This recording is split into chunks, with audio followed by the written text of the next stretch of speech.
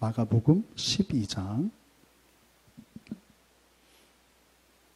28절로 31절간의 말씀을 교독합니다. 서기관 중 한 사람이 그들이 변론하는 것을 듣고 예수께서 잘 대답하신 줄 알고 나와 묻되 모든 계명 중에 첫째가 무엇이니까? 예수께서 대답하시되 첫째는 이것이니 이스라엘아 들으라 주 곧 우리 하나님은 유일한 주시라. 내 마음을 다하고 목숨을 다하고 뜻을 다하고 힘을 다하여 주 너의 하나님을 사랑하라 하신 것이요. 둘째는 이것이니 내 이웃을 내 자신과 같이 사랑하라 하신 것이라. 이보다 더 큰 계명이 없느니라. 아멘, 아멘. 오늘 하나님께는 전심으로 사람에게는 진심으로 시리즈처럼 제가 똑같이 하나님 사랑에 대해서도 세 번 했던 것처럼 또 이웃을 사랑하라. 내 몸처럼 내 몸과 같이 이웃을 사랑하라 하는 이웃 간의 이 사랑에 대해서도 오늘로서 세 번째 말씀을 전하게 됩니다. 예수님은 말씀하셨어요. 마태복음 5장 44절을 보게 되면 너희 원수를 사랑하며 너희를 핍박하는 자를 위해서 기도해라. 이렇게 말씀만 주신 것이 아니라 실제로 스스로 본을 보이셨어요. 예수님께서 십자가에 달려서 돌아가실 때 알고 계시지요? 그때 누가 예수님을 십자가에 못을 박았지요? 유대인들이 못 박아라 못 박아라 외쳤지요. 실제로 못을 박은 사람들은 누구지요? 로마의 병정들이었어요. 한번 상상해 보세요. 여러분 그런 그림을 많이 보셨을 거예요. 예수님의 발을 이렇게 포개 놓고 꽝 꽝 꽝 그 발등에다가 발등이에요. 손도 아시죠? 이 손등이 아니라 이 손목이었다 그래요. 손목. 이 손등에다가 못을 박으면 흘러내려 살이 찢겨서 흘러내. 그 체중 때문에. 그래서 손목에다가 사실은 못을 박았을 것이다. 이렇게 얘기하고 이 발을 겹쳐서 못을 박은 거예요. 그것만으로도 너무너무 잔인하죠. 근데 사실 이미 예수님은 그냥 하도 고문을 당하셔서 채찍질을 많이 당하셔서 이미 출혈이 많이 이루어진 상태예요. 이제 거반 죽은 그런 상태인데 그냥 그 쭉 늘어진 몸을 그 십자가에다가 못을 박았던 것이죠. 그 일을 했던 사람들이 로마 병사들입니다. 얼마나 잔인해요. 끔찍하고. 근데 예수님께서 그 십자가 위에서 그들을 내려다 보시면서 하나님께 기도해요. 아버지요, 저들을 사하여 주옵소서. 저들이 하는 것을 저들이 알지 못함이니이다. 하나님, 저들을 용서해 주세요. 저들이 하는 것을 저들이 알지 못해서 그래요. 이게 무슨 일인지, 이게 얼마나 무서운 일인지 연약해서 아직 어린아이 같아서 몰라서 그래요. 그 거친 숨을 몰아쉬면서 그들을 향해서 용서의 메시지를 던지고 하나님 앞에 용서를 구하고 그들을 축복하는, 하나님 그들을 저주하지 마시고 그들을 축복해 주세요. 몰라서 그래요. 알면 그러지 않을 텐데 하나님 몰라서 그래요. 자신을 죽이려고 하는, 죽이고 있는, 아니죠, 죽인 거죠. 그들을 향해서 예수님은 용서 정도가 아니라 당신이 산상수훈에서 말씀하신 대로 그들을 위해서 기도하셨어요. 축복의 기도를 하셨어요.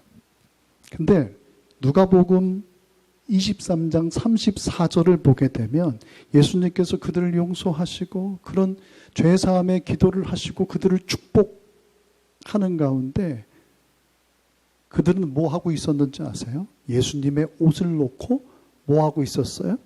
서로 갖겠다고 제비 뽑기를 하고 있었어요. 요한복음을 보게 되면 예수님의 겉옷만 아니라 속옷까지도 서로 갖겠다고.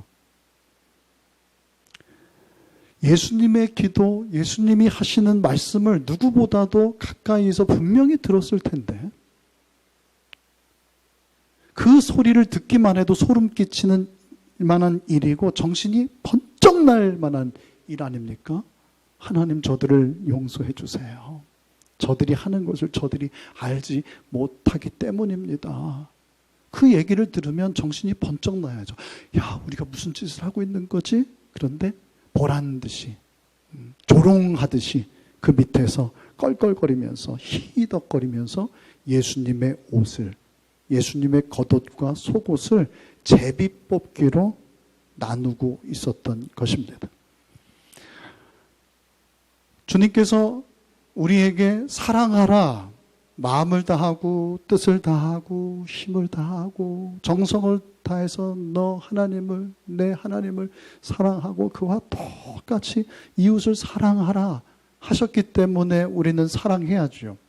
물론 사랑해야죠. 그러나 사랑도 최소한의 태도를 갖춘 사람에게 해야 되는 것이 아닌가 하는 것이죠.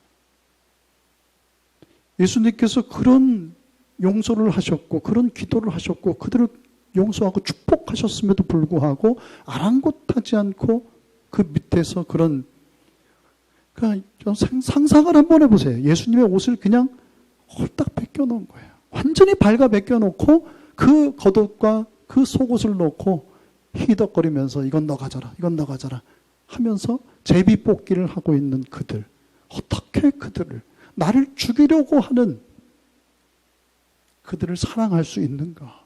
최소한의 어떤 태도, 최소한의 어떤 자격은 갖추어야 우리가 사랑할 수 있지 않을까 하는 거예요. 어떻게 나를 싫어하고 나를 죽이려고 하고 사사건건 시비를 걸고 내가 뭐 한 것도 없는데 내 발목을 잡고 나를 아프게 하는 그 사람을 어떻게 내가 사랑할 수 있는가? 어떻게 그런 사람까지 내가 사랑하란 말인가 하는 거예요. 하나님이야. 우리 예수님이야. 하나님이시니까. 우리 하나님은 어떤 분이에요? 이 사람 저 사람 선인이든 악인이든 가리지 않고 다 햇볕을 주시고 비를 내려주시는 하나님이시죠. 맞습니까? 그분은 그만큼 선하고 크신 분이니까 그렇게 할 수 있지만 우리는 뭐예요? 그분은 창조주 하나님이시죠. 다함이 없는 사랑으로 우리를 사랑해 줄 수 있는 온 천하 만물을 사랑하는 그런 하나님이시지만 우리는 먼지 같은 피조물 아닙니까? 그런데 그런 우리에게 그냥 사람도 아니고 원수를 용서하고 사랑하고 그를 축복하라, 그를 위해서 기도하라, 우리가 할 수 있는가라고 하는 거예요. 나를 미워하는 사람, 나에게 엄청난 피해를 준 사람, 내가 선의를 베풀었음에도 불구하고 오히려 그 선을 악으로 갚는 사람, 나를 쫓아다니면서 앞에서는 웃고 뒤에서는 엉뚱한 이야기를 하는 그 사람들까지도 내가 용서하고, 용서하는 것도 너무너무 힘든데 그들을 사랑해라, 그들을 위해서 축복하며 기도해라. 이것이 가당키도 하냐, 가난키는 하냐, 이게 옳으냐 하는 것입니다. 로마서 12장 21절 말씀이 오늘 새길 말씀인데요. 어렵지 않아요. 지금 암송할 수 있습니다. 뭐지요? 악에게 지지 말고 선으로 악을 이기라. 어디 말씀이에요? 로마서 12장 21절. 같이 암송해 볼까요? 같이 시작. 잘 아는 말씀이죠. 근데 사실은 이 말은 논리가 성립되지 않아요. 그냥 애초에 말이 안 돼요. 악에게 지지 말고 선으로 악을 이기라. 이렇게 말씀하셨는데 하나님께서 바울을 통해서 하신 말씀인데요. 논리가 성립되지 않는 말이라는 거예요. 왜 그렇습니까? 인간에게는 선이 없어요. 인간에게는 애초에 선이 없어요. 내 입장에서 선일 뿐이지 그 모든 것들이 그 선이 모든 사람에게 적용되지는 않아요. 쉬운 예로 우크라이나의 여러 나라들이 우리나라도 그렇고 어떤 협력을 합니다. 어떤 군사 무기를 제공하기도 하고요. 지금 비행기를 달라고 전투기를 달라고 막 그러고 있는데 그것은 선한 일일까요? 어려운 나라니까 도와줘야지. 선한 일일 수 있어요. 근데 그것은 우리 입장이에요. 미국의 입장이에요. 그 무기 갖고 뭐 하는 것이죠? 그 전투기가 뭐 하는 거죠? 또 다른 사람에게 아픔을 주는 거예요.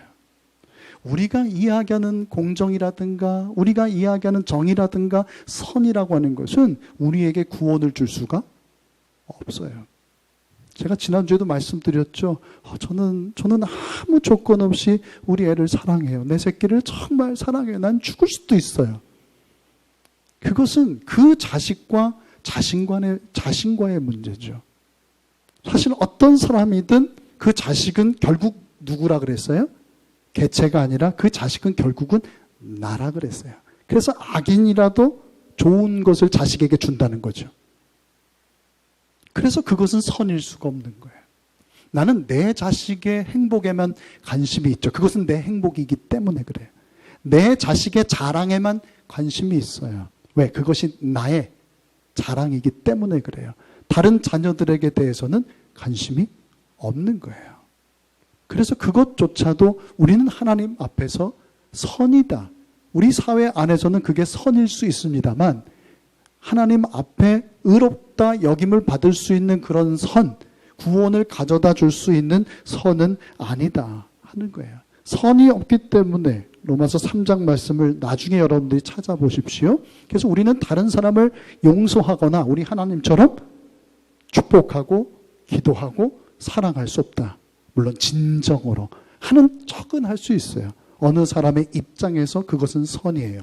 그러나 모든 사람에게 선일 수는 없어요. 이 땅에 그런 선은 없어요. 인간이 하는 어떤 선의도 하나님의 그 생명에 도달하게 해줄 수 있는 그런 조건은 되지 못한다 하는 거예요. 여러분 영화 밀양이라고 하는 영화 제가 포스터나 그림 몇 가지를 찾아봤는데요. 기억하시는지 모르겠어요. 저는 얼마 전에 이 영화를 설교를 준비하면서 몇 주 전에 다시 한번 봤습니다. 서울에서 그 남편이 또 죽었어요. 그래서 남편 고향이 밀양인데 밀양으로 이사를 온 거예요. 전도연 씨가 그림을 좀 계속 보여주세요. 전도연 씨가 주인공인데요. 그런데 그곳에서 이제 새로운 삶을 시작하려고 했던 것이죠. 피아노 학원을 하는데 아들 하나가 이제 남편처럼 의지하며 이제 그 아들을 의지하면서 사랑하면서 그렇게 살겠죠. 그런 마음으로 밀양까지 내려왔는데 그 밀양에서 정말 이제 남편과 같은 자기 자신의 생명과 같은 그 아들을 잃어버려요. 유괴범에 의해서 유괴를 당하고 결국은 그 아들이 살해를 당합니다. 범인을 찾아요.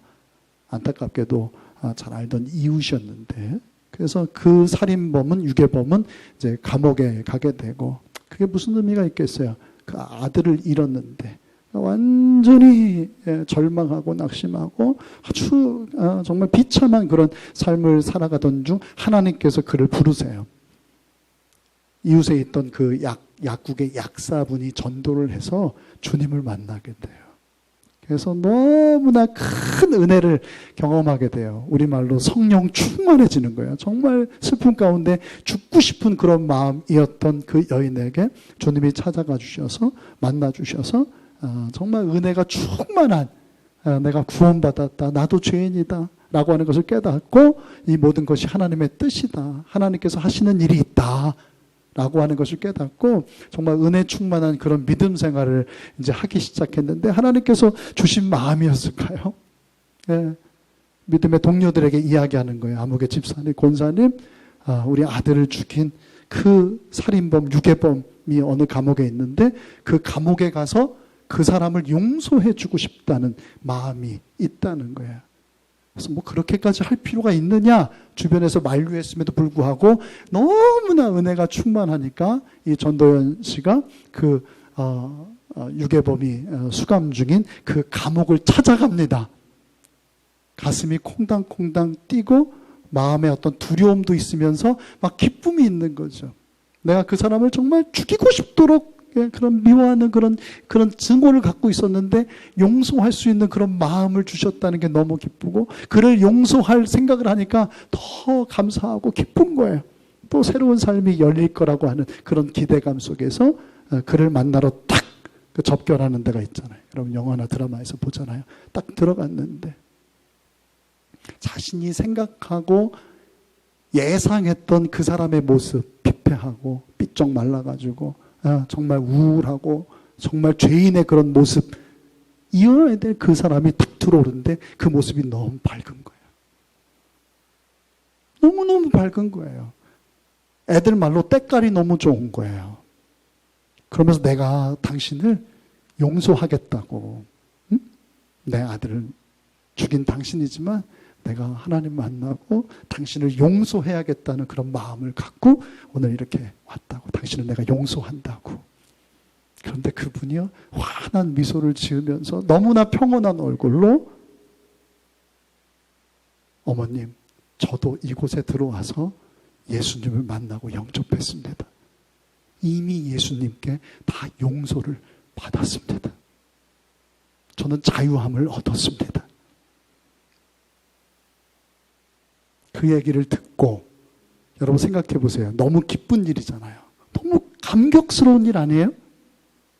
그 아이를 잃었던 엄마도 하나님께서 찾아가 주셔서 만나 주셔서 구원받고 새로운 삶을 시작하게 되고, 정말 해서는 안 되는 일을 했지만, 쳐 죽일 만한 그런 죄를 졌지만 그곳에서 또 하나님께서 그를 찾아가 주셔서 만나 주시고 그의 죄를 사해 주시고, 정말 너무나 기가 막힌 그 하나님께서 하신 일들을 우리가 보는 거잖아요. 근데 이 전도연 씨가 그 접견을 마치고 나오는데 털썩 주저앉아요. 그리고 막 오열하는 거예요. 왜요? 하나님 어떻게 이럴 수 있냐는 거예요. 내가 용서하지 않았는데 왜 하나님이 마음대로 용서하냐는 거예요. 내가 용서해야 되는데 왜 하나님께서 용서했냐는 거예요. 왜 내 허락도 없이 하나님 용서했냐는 거예요. 내가 용서하지 않았는데 너는 왜 그렇게 평안하냐는 거예요. 왜 그렇게 기쁘냐는 거예요. 내가 용서하지 않았는데. 그러면서 막 눈물 흘리는데 그 장면에 저도 울었어요. 그 마음이 이해가 돼서요. 너무나 이해가 돼서요. 그런 거죠. 용서를 통해서 인간은 그런 거예요. 그 용서, 그거 너무 귀한 거잖아요. 하나님 주신 마음이잖아요. 그렇죠? 용서하라. 우리 주님 말씀하셨잖아요. 그렇죠? 그를 축복해라. 근데 그 용서라고 하는 그런 하나님의 은혜, 그 계명도 자기의 무언가를 이루고자 하는 도구로 사용하려 했던 것이죠. 사실은요. 영적으로 보게 되면. 내가 용서했어. 내 아들을 죽인 그런 살인범인데 난 용서했어. 난 달라. 그런 어떤 쾌감, 그런 어떤 흐뭇함을 맛보려고 했는데 이미 용서받았다고 하니까 황당한 거죠. 내가 용서했어요. 내가 풀어줘야 되는데 하나님이 이미 풀어줬다는 거예요. 거기에 대한 실망, 분노, 영적인 교만이죠. 인간의 지병이 있는데요. 모든 인간의 지병이 있대요. 누구나. 저도 물론이고 여러분들도 마찬가지예요. 그게 뭔지 아세요? 교만이래요. 인간의 지병이 뭐예요? 그냥 달고 사는 거. 달고 살아야 되는 거. 교만이라는 거예요. 영적 교만. 그러니까 깨어있지 않으면 그 병이요, 성해져가지고요, 사람을 멸망의 길로 인도해요. 하나님께서 우리 인간의 지병, 제가 교만은 결국 멸망으로 가는 거거든요. 그런 우리를 모르시나. 그런 우리에게 어떻게 원수를 사랑하라고 말씀하시는가. 어떻게 원수를 용서하고 그를 축복하라 말씀하시는가 하는 거예요. 그래서 하나님께서, 그래서 잘 들어보세요. 오늘 마무리입니다. 그래서 하나님께서 하나님을 사랑할 때도 뭐라 그래요? 마음을 다하고 뜻을 다하고 힘을 다하고, 성경에 따라 좀 다르지만 정성을 다하여 주 너의 하나님을 사랑하라. 무슨 뜻이에요? 그리고 그와 똑같이 둘째도 그와 같으니 하면서 내 이웃을 내 몸과 같이 마음을 다하고 뜻을 다하고 힘을 다하고 정성을 다해서 사랑해라. 무슨 뜻이에요? 감정이 아니라 감정은 매번 달라지잖아요. 조속으로 달라지잖아요. 하루에도 12번씩 바뀌잖아요. 그 감정도 물론 중요하지만 감정으로 사랑하는 것이 아니라 의지를 가지고 사랑해야 된다. 의지를 가지고 사랑하라. 말씀하고 계시는 거예요. 예수님도 우리를 사랑하실 때 감정적으로 사랑하지 않으셨다 그랬죠. 필로스, 또 에로스, 또 어떤 사랑이 있다 그랬어요? 아가페. 하나님께서 우리를 사랑하신 사랑은 뭐라고요? 아가페 사랑은 어떤 사랑이라고요? 의지적인 사랑. 우리 주님이 마냥 기뻐서 그냥 하이텐션이었어요? 내가 너희들 위해 죽으리라 막 기쁨으로 그렇지 않았다 그랬잖아요. 의지를 불태우면서 아버지요, 할 수만 있다면 이 잔을 내게서 거두어 가주세요. 이 잔이 그냥 지나가게 해주세요. 다른 방법 없습니까 하나님? 그러나 나의 원대로 하지 마옵시고 아버지의 뜻대로 되기를 원하나이다. 3번이나 그렇게 기도하셨다니까요. 감정이 자꾸 롤러코스터처럼 그렇게 요동치니까 막 육신을 입고 있었기 때문에 예수님도 두려웠던 거예요. 근데 의지를 불태우신 거죠. 기도하면서 하나님 날 붙들어 달라고. 여러분, 하나님을 사랑하시길 바랍니다. 전심으로 하나님을 사랑할 수 있게 바랍니다. 의지적으로 해야 돼요. 마음을 다하고 뜻을 다하고 힘을 다하고 정성을 다해서 하나님을 사랑할 수 있길 바라요. 예배도 마찬가지예요. 감정적으로 드리면 안 돼요. 오늘은 기분이 좀 그러니까 예배 못 드리겠다. 그냥 유튜브로 드려야겠다. 그건 감정이에요. 의지를 가지고 예배를 드리세요. 아시겠어요? 마음을 다하세요. 뜻을 다하세요. 힘을 다하세요. 죄송하지만 할 것 다 하잖아요. 다닐 때 다 다니잖아요. 아파도 그냥 콜록거리면서도 거긴 가잖아요. 코로나고 뭐고. 하고 싶은 건 다 하잖아요. 여러분, 하나님을 전심으로 사랑하세요? 하나님께서 기뻐하시는 예배, 그게 모든 신앙생활의 시작이에요. 의지를 가지고 하세요. 감정으로 하지 마세요. 상황으로 하지 마세요. 마음을 다해서 하나님을 예배하세요. 뜻을 세우세요. 내가 올해는 내가 무조건 개근하리라. 하나님 기뻐하는 거 다른 무엇보다도 내가 하나님 예배 하나는 정말 철저하게 드리겠다. 완벽하게 드리겠다. 잘 드리든 못 드리든 그 자리 지키겠다. 의지를, 뜻을 세우란 말이에요, 여러분. 그 얘기라는 거예요. 이웃을 사랑하는 것도 마찬가지예요. 감정으로 하라는 게 아니에요. 의지를 가지고 하라는 거예요. 마음을 다하고 뜻을 다하고 힘을 다해서 이를 악물고 하라는 거예요. 저절로 되는 것이 아니라 그랬잖아요. 인간은 선을 행하는 자는 없나니 하나도 없도다. 하나도 없어요, 여러분. 그냥 그대로 가면 우리는 육체가 원하는 대로 육체의 소욕대로, 육체의 소욕이 뭐예요? 시기하고 질투하고, 나밖에 모르고 그렇다니까요. 그렇게 가는 거예요. 근데 의지를 가지고 그러면 안 되지 하고 뜻을 세우는 거예요. 그런 마음으로 사랑하는 거예요. 그런 마음으로 하나님도 사랑하고요. 하나님에 대한 실망이 있지만 의지를 가지고 뜻을 세우고 그 하나님을 예배하는 거예요. 이웃을 사랑하는 것도 마찬가지예요. 제가 지난주 얘기를 좀 하다 말았는데, 왜 사랑의 원자탄이라고 별명이 그래요. 그 어른이 손양원 목사님. 이분이 그 그림을 좀 보여주세요. 애양원이라고 하는 그 뭐죠?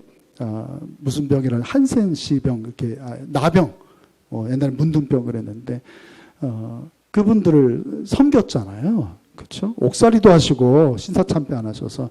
근데 제가 그림 가운데 제가 찾아봤는데 그 나병 환자를 얼마나 사랑하셨냐면 그때는 의술이 이제 별로 이렇게 발달되지 않아가지고 한센씨 나병이 걸리면 감각이 사라진다 그래요.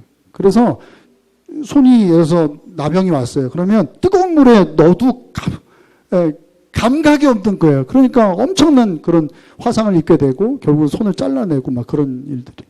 그래서 그림 한 군데 보여주세요. 이분이 얼마나 그 영혼들을 사랑했냐면 저게 어떤 그림입니까? 이제 발에 이제 그 나병이 온 거예요. 근데 이제 고름이 이제 꽉 찼는데 그때 이제 기술이 이제 급하니까 왜냐면 그걸 빼줘야 나중에 그 발을 자르지 않을 수 있기 때문에 방법이 없으니까 이 어른이 그 환자 그 환부의 그 고름을 지금 뭐예요? 입으로 빼내고 있는 거예요. 입으로. 그래서 이분이 발을 절단하지 않고 그 책을 읽어보면은 한참 사시다가 건강히 사시다가 돌아가셨다고. 저 손양원 목사님이 저렇게 치료를 해주셔서 참 대단한 분이시죠. 근데 이분이 또 유명한 게 뭐예요? 그 여수 반란 사건이라고 하나요? 1950년 10월 전쟁이 한참 발발하고 한참 뜨거울 때 여수에서 그런 사건이 있었는데 그때 아들 둘을 잃어요. 아들 둘을. 근데 그때 그 아들 둘을 이제 공산당이 이제 총살을 해서 이제 죽이게 되는데 아들 하나가 23살, 아들이 넷인가 그런데 23, 또 하나가 18, 5살 터울인데 그 두 아들을 잃어버려요. 빨갱이들이, 그죠? 우파다. 그리고, 무슨 예수 믿는, 하나님 믿는 사람이다. 뭐 그런 식으로 몰아붙여가지고. 참 기가 막히죠. 한번 생각해 보세요. 그런데 손영원 목사님이 그 사람이 안재선이라고 하는 사람이에요. 안재선이라고 하는 자기 아들을 죽인 원수를 자기 뭐 삼아요? 양아들 삼아요. 그래서 나중에 보면 그 아들, 안재선인데 성이 바뀌어요. 손재선으로. 아들 삼아. 자기 아들 둘을 죽였는데 그 사람을 데려다가 먹이고 입히고 아들을 삼았다는 거예요. 참 놀랍죠. 어떻게 이런 일이 가능해요? 그분은 우리와 전혀 다른 나라, 다른 세상 분이실까요? 우리하고 체질이 달라요? 아니에요. 그 따님이 한 분인 걸로 알고 있는데 그분 그림도 보여주세요. 이분이 간증도 많이 다니고 보신 적이 있으실 거예요. 예, 이분은 좀 유명하시잖아요. 이제 아버지에 대한 이야기를 하시는데 자기는 정말 아버지를 이해할 수 없었다고. 아버지는 뭐 나라를 위해서 또 하나님 나라를 위해서 복음을 위해서 그렇게 하셨다고 하지만 자기들은 너무 고통을 당했다는 거예요. 자기 오빠를 죽인 그런 사람을 데려다가 막 양자 삼고 도저히 이해할 수 없는 아버지가 정말 믿음으로 살다 보니까 옥살이도 한 5년을 하셨잖아요. 결국에는 또 나중에 순교를 하셨는데 가족들이 자녀들이 특별히 얼마나 고통을 당했겠어요. 근데 이분이 무슨 얘기를 하냐면 아버지가 그 결단을 하고 그 원수를 데려다가 이제 양아들 이제 삼기로 하고 이제 키울 때 아버지가요 입에 이 손양원 목사님이 혓바늘이 돋아가지고 한동안 식사를 전혀 못 하셨대요. 아들 죽고 나서 아들 이제 하나님 앞에 올려드리고 이제 그 빨갱이를 자기 양아들 삼고 그런 과정 속에서 혓바늘이 돋으셔가지고 한동안 식사를 못 하셨어요 하는 그런 이야기를 합니다. 그러니까 아들을 죽인 원수를 주님을 사랑하는 마음으로 용서하고 사랑해야지 생각하고 그를 받아들여서 자기 아들을 삼았는데 그렇게 마음 먹고 그렇게 실행하고 있는데 여전히 그 마음은 회복되지 않았던 거죠. 여전히 너무너무 힘들었던 거예요. 그 아들을 안재선을 볼 때마다 내 아들을 죽인 원수잖아요. 이를 악물었던 거예요. 너무너무 그 마음은 여전히 그 분노에 그 아픔에 휩싸여 있던 그런 손양원 목사님이었다는 거죠. 그러니까 몸에 그런 반응이 나타나서 몸에 그냥 입안이 다 터져갖고 식사를 못할 정도로. 그래서 그럼에도 불구하고 그 목사님한테 누군가 어려운 질문이지만 한 거죠. 어떻게 그렇게 힘드셨다면서 왜 그렇게까지 하셨냐고 목사님 물었더니 이 어른이 하신 말씀이 주님이 그렇게 하라고 명령하셨기 때문에 한 것뿐입니다. 내 이웃을, 원수를, 너를 핍박하는 자를 저주하지 말고 용서하고 사랑하라. 주님이 명령하셨기 때문에 그냥 그렇게 했다는 거예요. 여러분, 손양원 목사님이 하셨던 그 일은 감정이 아니었어요. 의지였어요. 하나님에 대한, 하나님께 받은 그 은혜를 붙들고 의지를 가지고, 자기 마음은 아니에요. 감정은 아니에요. 똑같은 분이에요. 그분 얘기 들어보면, 그 따님 얘기 들으면 몸도 별로 약하시고, 이 어른이 키도 작고, 그런 분이었다 그러더라고요. 우리하고 안 달라요, 여러분. 근데 의지를 가지고 하나님이 그렇게 하라고 하셨으니까, 되든 안 되든 내 감정은 어떻든 상관없이 하나님 그렇게 하라고 하셨으니까 그렇게 했다는 것입니다. 스데반도 마찬가지죠. 스데반도 예수님처럼 돌에 맞아 죽어가면서 자신을 향해서 돌을 던지는 그 사람들을 위해서 기도하죠. 뭐라고 기도합니까? 주여, 그들에게 이 죄를 돌리지 마옵소서. 주님이 하셨던 그런 기도예요. 하나님, 저들을 용서해 주세요. 이 죄값을 그들에게 돌리지 말아 주옵소서. 그렇게 말하지는 않았지만 저들이 몰라서 그렇습니다. 하나님을 몰라서 그래요. 은혜를 몰라서 그렇습니다. 하나님 용서해 주세요. 너무너무 여러분 생각해 보세요. 돌에 맞아 죽는다고 생각해 보세요. 돌에 맞아 죽는다고 생각해 보세요. 어떤 사람은 무슨 철천지 원수가 졌다고 이만한 돌덩이를 가지고 그냥 가슴팍에 확 내리치는 거예요. 근데 그런 그들을 향해서 하나님 이 죄를 그들에게 돌리지 마옵소서. 이게 감정적으로 될까요, 여러분? 미치지 않고서야 자기 아들을 죽인 그 아들을 데려다가 내 아들아, 양아들 삼는 거, 그를 먹이고 입히는 거 가능할까요?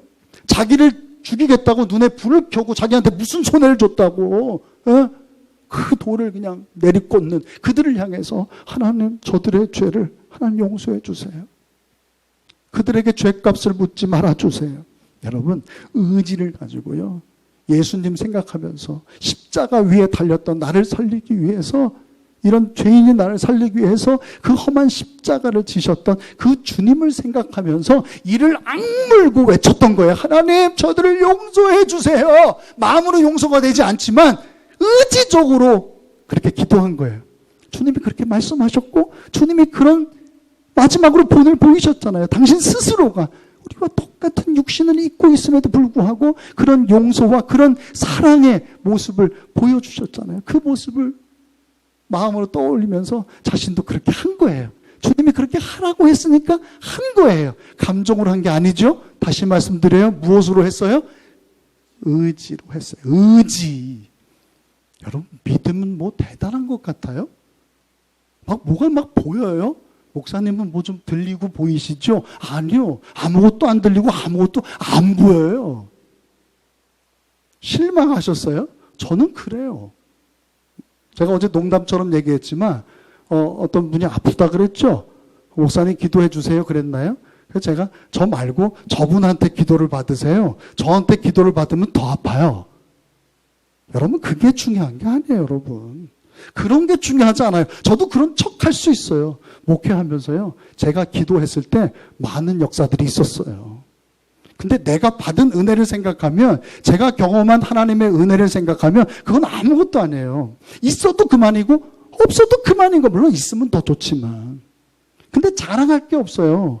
여러분, 바울과 같이 저 역시도 마찬가지예요. 주님만 자랑할 수 있길 바라요.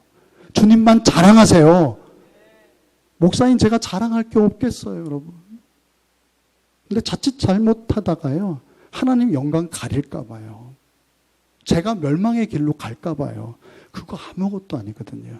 그건 그림자 같은 거거든요. 죄송해요. 기도해야죠. 근데 기도 좀 한다고 해서 사람들을 판단하고 이건 이렇고 저건 저렇고 꼭 가르치려고 하는 거 하지 마세요. 큰일 나요. 여러분, 우리 누구도 입법자가 될 수 없고 재판자가 될 수 없어요. 이웃을 판단할 수 없어요. 입법자와 재판자가 될 수 있는 분은 우리 하나님 한 분뿐인 줄로 믿습니다. 그 하나님을 바라보는 거예요.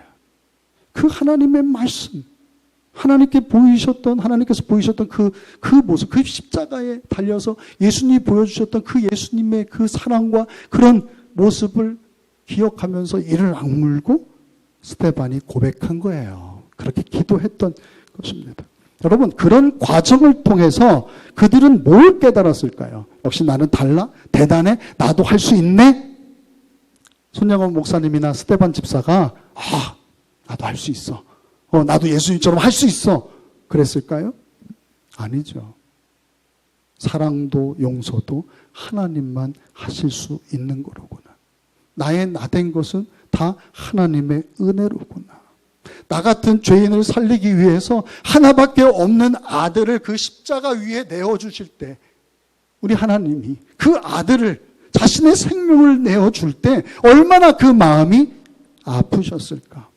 아마도 손 목사님도 스데반 집사도 정말 의지를 가지고 어찌 보면 억지로 그 일을 한 거예요. 결국은 그 일을 통해서 그들은 다시 은혜 앞에 서게 됐을 것입니다. 결국 이웃사랑이 아니라 나를 살리기 위한 거예요. 여러분, 이웃들을 사랑할 수 있길 바라요. 근데 그것으로 구원받을 수 없어요. 그러나 그 과정을 통해서 우린 다시 은혜 앞에 서게 된다는 거예요. 나는 안 되는구나. 나는 할 수 없는 거로구나. 그래서 더 큰 은혜를 경험하게 된다 하는 거예요. 사랑해야 한다면 제가 짧게 이제 정리하도록 할 거예요. 우리가 그렇게 사랑해야 된다면 어찌됐든 그것에 유익이 있어서 우리 주님 말씀대로 사랑해야 된다면 어떻게 해야 되느냐. 무조건 덮어주고 무조건 뭐 잘해주고 무조건 그렇게 하는 거냐. 베풀고 그것이냐. 그게 아니라는 얘기를 하는 거예요. 그게 아니다. 이게 궁금했을 거예요. 첫 번째, 사랑하되, 따라서 해봐요. 사랑하되 분별해서 해야 한다. 사람은요 각양각색이에요. 사랑도 각양각색으로 잘 분별해서 올바른 방법으로 해야 돼요. 분별 없이 마구 베풀면 그게 나에게나 그 사람에게 독이 될 수 있어요. 나는 사랑했어, 베풀었어. 안 돼요. 책임을 면하는 식으로 하면 안 돼요. 분별해야 돼요. 그 사람에게 지금 필요한 사랑이 어떤 사랑인가. 각양각색이라니까요. 그러니까 여러분 사랑을 베풀 때 여러분 분별할 수 있기를 바라요.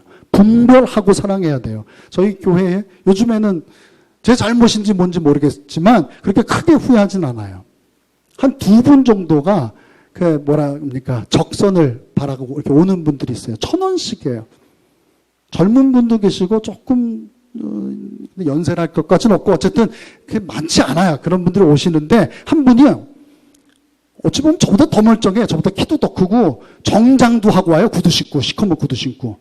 그리고 1,000원씩 받아가는 거예요. 매주. 제가 여기 없으면 또 밭에 없으면은 제 방을 두드려요. 보면 그분이야. 상문 열어보면. 그러면 뭐 달란 말도 안 해요. 워낙 1년, 2년 이렇게 되다 보니까 그냥 제가 준비해 놓은 건 아니지만 제가 준비해 놓은 데가 있죠. 1,000원짜리. 이렇게 모아놓은 데가 있어요. 1,000원씩 드려요. 많이도 안 드려요. 근데 어느 날은 이분이 오시더니 좀 더 주면 안 되냐. 얼마나 그랬더니 10,000원을 달래요.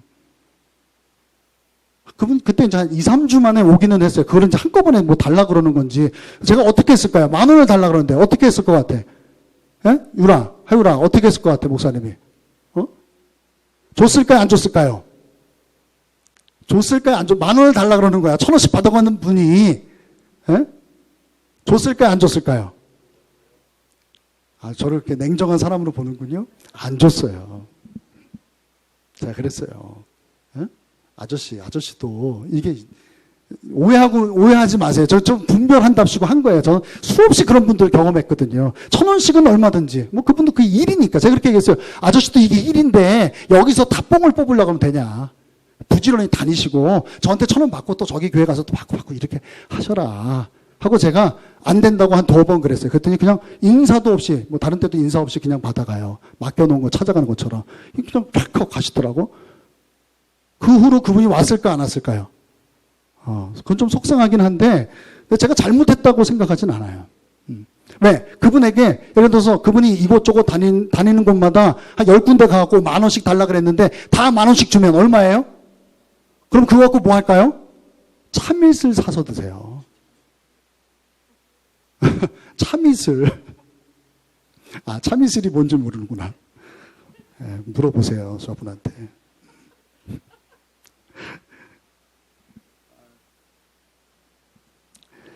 넘어갈게요. 분별해야 된다는 얘기 하는 거예요. 사랑도 분별해서 해야 된다. 두 번째, 적절하게 해야 돼요. 어떻게 해야 된다고요? 적절하게. 왜 적절하게 해야 되죠? 제가 10,000원씩 한 두어 분이 정기적으로 오는 분 한 두어 분 됐거든요. 그럼 그분들한테 10,000원씩 주면 저 그것만 한 게 아니잖아요. 제가 개인적으로 섬기는 일도 있고, 그렇죠. 우리 교회적으로 한다 그래도 교회도 그렇잖아요. 부담이 될 수 있잖아요. 여러분 뭐 섬기는 일은 좋은 거예요. 근데 어떻게 해야 된다? 적절하게. 왜 그래요? 지속 가능해야 되거든요. 저는 여러분들의 섬김이 지속 가능할 수 있기를 바랍니다. 다 퍼주는 거 아니란 얘기를 하는 거예요. 그래서 그 레위기 23장에 보게 되면 곡식을 이렇게 벨 때도 뭐라고 이야기합니까? 이스라엘 백성들에게 그 밭에 모퉁이 있거는 어떻게 하라고요? 베지 말라 그러잖아요. 그리고 그 단을 이렇게 가져가다가 떨어진 거는 그냥 놔두라 그러잖아요. 그렇죠? 그거 왜 그렇게 하라 그러죠? 누구를 위해서? 고아와 객과 가부와 나그네를 위해서 그냥 놔두라는 거예요. 예? 여러분 불쌍한 사람들이 있다 그래서 그냥 그 밭을 다 추수해서 그 사람한테 갖다 주면 될까요? 안 될까요? 그걸로 끝나는 거예요. 그때는 감정이 막 충만해. 막 다 주고 싶어. 그래도 그러면 안 된다는 거예요. 응? 여러분 이 밭에 중간이 많아요? 이 귀퉁이가 많아요? 중간이 많죠? 그러니까 여러분 근데 지금 왜 그냥 귀퉁이까지도 그냥 알뜰하게 그냥 긁어 모으는 거. 성도는 그러면 안 돼요. 좀 성도는요 좀 어설프게 살아야 돼요. 싹 긁어 모으지 말고 돈을 벌 수 있더라도 100% 벌지 말고 한 7, 80% 정도만 버세요. 그게 다른 사람이 여유가 생겨요. 만약에 내가 곡식을 걷어가지고 줄 서세요 하고 나눠주면 그 사람들이 기분이 어떨까요? 기분이 안 좋죠. 마음이 좀 자존심이라는 게 있잖아요.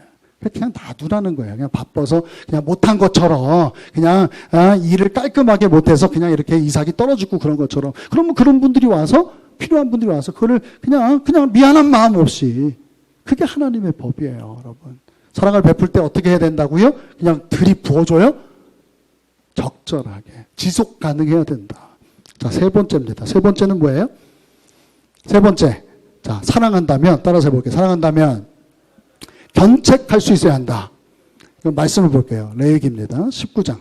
17절로 18절이에요. 같이 봅시다. 시작.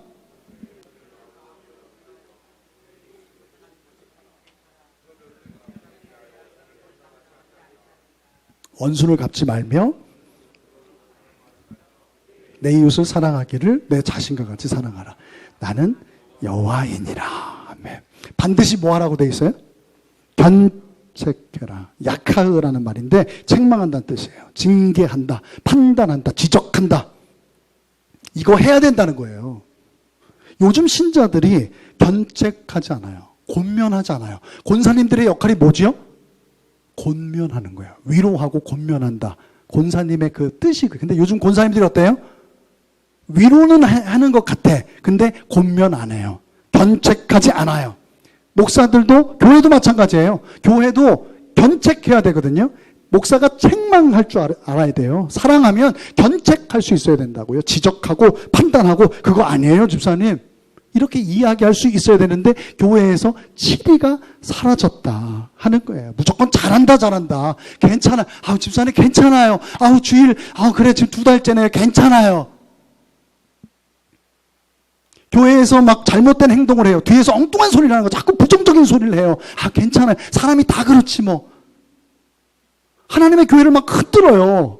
죄종을 막 아프게 해. 성도들끼리 맨날 치고받아. 그런데 괜찮아요. 다 교회는 이런 사람도 있고 저런 사람도 있고 권사님 같은 분도 계시. 잘하셨어요. 말 잘하셨어요. 더 하세요. 이거 아니라는 거예요. 잘못된 길로 가고 있으면 충고하고 권면하고. 그래도 말을 안 들으면 교회가 뭐 할 수 있어야 돼요? 치리할 수 있어야 돼요. 근데 한국 교회에서요, 치리가 사라졌어요. 성도들을, 목사들도 고객처럼 어서 오세요. 불편한 거 없으세요? 저는 우리 교회가 그런 교회가 되지 않기를 바랍니다. 여러분들이 교회의 주인이 될 수 있길 바라요. 주인 노릇하라는 얘기가 아니라. 그렇죠? 그러니까 뭐 뻑하면 뭐 하면 교회 안 나올 거예요. 진짜 그러지 마세요. 목사 마음 아픈 거지만 하나님이 받은 은혜를 생각하세요. 응? 생각해 보세요. 자식이 잘못된 길로 가는데 가만둘 부모가 어디 있어요? 여러분, 내 남편이 바람을 펴 가만둘 아내가 있어요, 없어요? 어이구, 큰일 나죠. 머리끄댕이 잡아야지. 이 사람 저 사람 친구들 끌고 가갖고, 동생 끌고 가갖고, 무슨 소리야. 그렇죠? 만약에 그래도 가만둬. 아유, 뭐, 그럴 수도 있지, 뭐. 그래도 집에는 잘 들어오잖아. 그럴 아내가 있어요, 없어요? 바람을 핀다니까요. 그거 없어요. 왜 한숨을 쉬고 그래. 사랑 아니라는 얘기 하는 거예요. 사랑한다면 뭐 할 수 있어야 돼요? 견책할 수 있어야 된다. 은혜로 덮고, 괜찮아. 사랑으로 덮다가 골마 터진다고요, 여러분.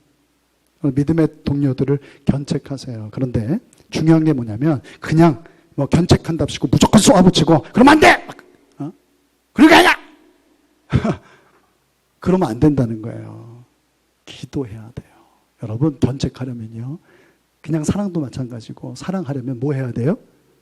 기도할 때 하나님께서 분별하게 해주세요. 기도할 때 하나님께서 견책해도 받아들일 수 있는 그런 마음밭을 조성해 주세요. 그리고 견책할 때 지혜도 주세요. 기도할 때 너무너무 안타까워. 저 권사님 저러면 안 되는데. 저런 마음으로 신앙생활 하면 너무 불행해지는데. 다른 사람을 아프게 할 수 있는데. 하나님 복 못 받는데 하는 마음이 있다면 그냥 들이대지 마시고 기도할 수 있길 바라요. 어떻게 기도해요? 충분히 기도하세요. 눈물로 기도하세요. 눈물로 기도하세요. 그리고 하나님께 지혜를 구하고 그 입술로 그럼 알아들어요. 사랑으로 하면, 부대뽀로 하면 오히려 튕겨져 나갑니다. 사랑으로 권면하세요. 기도하면서. 그렇죠? 예수님도 3년간 몇 명을 섬겼죠? 딱 몇 명이에요? 12명 섬겼어요. 12명. 예수님도. 여러분, 물론 저는 조금 더 품어야 된다고 하는 그런 막 부담감이 있지만, 저도 다 품지만은 제가 정말로 내가 목숨 걸고 기도하는 분 딱 12분. 목사도 다르지 않거든요. 여러분들도 12명을, 예수님도 12명이었다니까요. 본을 보이신 거예요. 예수님 더 품을 수도 있었지만, 육신을 입고 있는 너희는 그게 한계다. 12명. 몇 명이라고요? 12명을 품으세요. 안수 집사님들 손 들어보세요. 안수 집사님들. 다 손 들어요. 방규택 집사님 손 들어요. 몇 명을 품으라고요? 목사가 12명이니까. 여러분들은 한 8명? 저도 성도예요. 다 똑같은 성도예요. 12명을 품는 거예요. 권사님들 손 들어보세요. 몇 명씩 품어요? 12명씩 품으세요. 그냥 품으라는 게 그냥 단순한 게 뭐예요? 구체적으로 기도하세요. 어떻게 기도하라고요? 목숨 걸고 그분들을 섬기세요. 사랑으로. 그리고 그분들이 잘못된 길로 가면 이야기해 주세요. 그러면 안 돼, 권사님. 그러는 거 아니야. 목사인 제가 다니면서 다 견책해요? 책망해요? 목사님 일로 와보세요. 번호표 다 나눠줘요. 한 사람씩 막 목사님 보니까 이게 이렇고 저거 저렇고 예배 태도가 어쩌고 뭐가 어쩌고 뭐 무슨 말 했다면서. 제가 그래요? 저는 12명에게만 할게요. 12명에게만. 거의 안 합니다. 안 해봤어요. 참아요. 근데 언젠가는 그게 내가 이 성도들을 정말 사랑하는 걸까? 내가 불러다 놓고 뭔가 좀 얘기를 해야 되는 거 아닌가 하는 마음이 들 때가 있어요. 잘못된 길로 가고 있거든요. 그러면 자기도 아프고 주변의 사람들도 아프게 할 수 있거든요.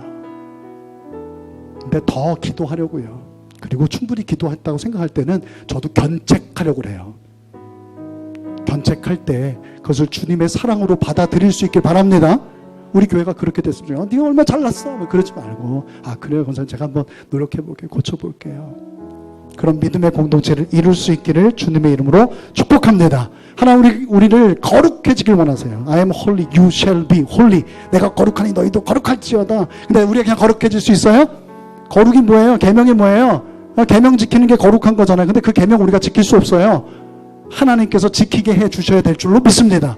그러니까 하나님께 은혜를 구하세요. 그래서 하나님도 사랑하고 그와 똑같이 여러분 주변의 이웃들도 사랑하며 살아갈 수 있기를 주님의 이름으로 축복합니다.